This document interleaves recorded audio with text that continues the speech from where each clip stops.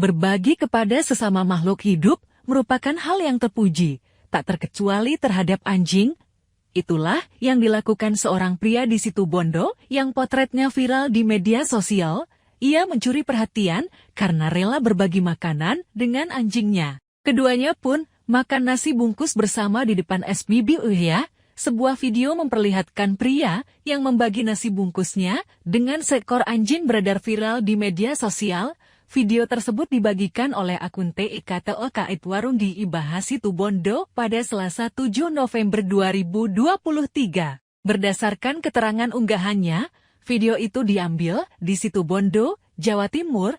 Terlihat dalam video, pria tersebut sedang duduk di depan SPBU dengan nasi bungkus terbuka di depannya tidak sendirian. Ia juga membiarkan seekor anjing berwarna putih memakan nasi bungkus itu bersamanya.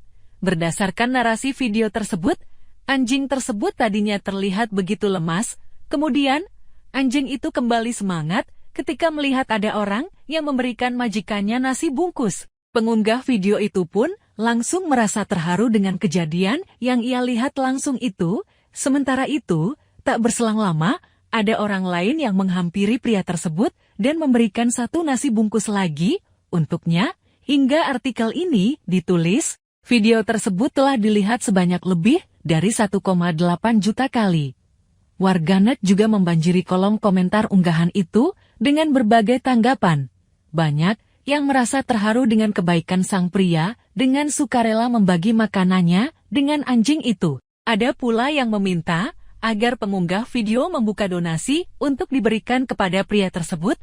Dalam video lainnya, pemilik akun merespons permintaan para warganet yang ingin berdonasi. Menurut pemilik akun, ia tidak bisa menjadi perantara untuk donasi karena saat itu hanya bertemu beberapa saat.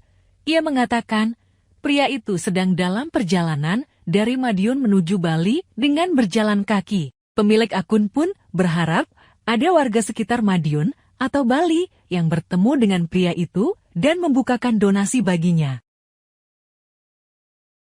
Download Tribun X sekarang, menghadirkan lokal menjadi Indonesia.